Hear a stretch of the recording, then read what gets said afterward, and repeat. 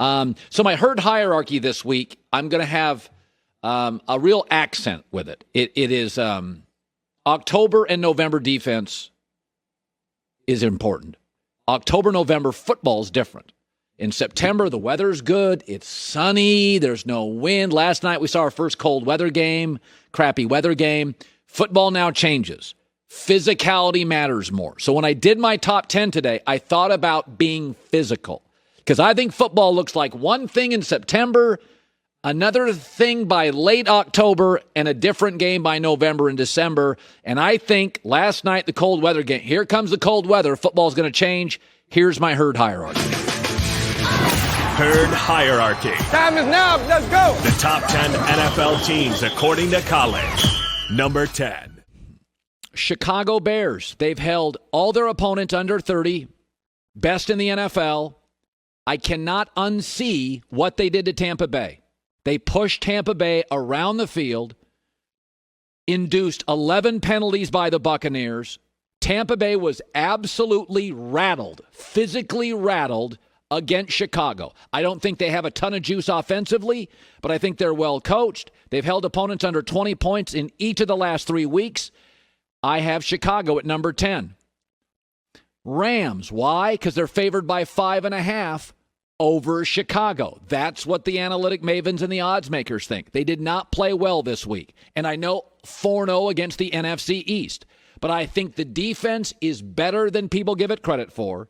The Niners were playing with absolute urgency Sunday. And I think this is a very good football team in a tough division. And they've had a lot of travel. This is a good football team. They're favored over the Bears. They can be explosive when Jared Goff has time to throw. I'll put the Rams at 9. I'm sorry, I put the Packers here. I think they're a September, early October team. I can't unsee them getting pushed around again by Tampa. Pushed around twice last year by San Francisco. Pushed around by the Chargers. Pushed around by Philadelphia. This is a football team that does not like to get into a fistfight. And now the weather changes. Now it gets cold. Now come the physical teams. Yes, Green Bay is fun in September and early October. But I think we have a football team that clearly doesn't have a ton of fight if they play physical football teams. That's what the NFL is starting Sunday and going forward. I got them at 8. I can't have them above San Francisco, one of the most physical teams, and now their wide receivers are getting healthy. Jimmy Garoppolo and Kyle Shanahan are now 4-0 against the Rams. This is a team, now, their top back is out for the next 3 weeks, and their schedule's not easy. But I look at Kittle, healthy receivers, Garoppolo better, best young coach in football, Kyle Shanahan. I don't want any piece of San Francisco going forward. Now, they're not going to have Bosa. The pass rush is not quite as good, but I like their physicality that was on display Sunday. I still like the Ravens a lot. I am concerned that Lamar's last 3 games, his completion percentage under 60%. I think they're a very good football team. He is getting very casual in his delivery, a lot of sidearm stuff. They are not as explosive as last year, and what troubles me is their pass rush is wildly inconsistent, and they're not as good defensively. I don't know how Philadelphia got back into that game with Carson Wentz, Travis Fulgham, and that was it.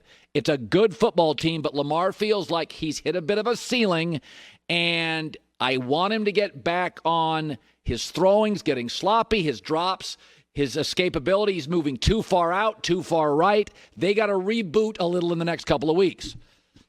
Seattle, I like them. I'd like to see them with Jamal Adams, and they really like some of their young defensive players. They'll get better as the season progresses. Their defense right now gives up 470 yards a game, but you talk about a king. Russell Wilson makes everything work. I trust Pete Carroll, Russell Wilson, DK Metcalf now is one of the hardest guys in the league to stop.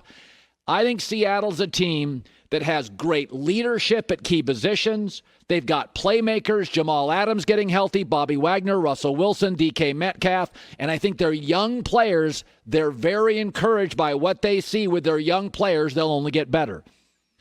Pittsburgh, they have playmakers everywhere. How good was that move to get Minkah Fitzpatrick? God, has he been a find. And I'll tell you, Chase Claypool is the closest thing to Calvin Johnson I've seen. He has changed that offense. He is a I mean, that guy, you throw him a 7-yard hitch and you cross your fingers, you have a cornerback that can bring him down. Their defense is fantastic. Big Ben's making no mistakes. They are significantly more buttoned up than I thought they would be. I was completely wrong. Pittsburgh at 4. By an inch, Kansas City. I loved what I saw last night. I loved the running game. 245 yards. That is the most in the Mahomes era. There are some times defensively they worry me, and they can be a very first-half average team. They have a plus 25 point differential in the first half this year, and when you consider some of the teams they played and their talent, they are a slow-starting team that worries me. Tennessee Titans. I think Vrabel's the next great coach.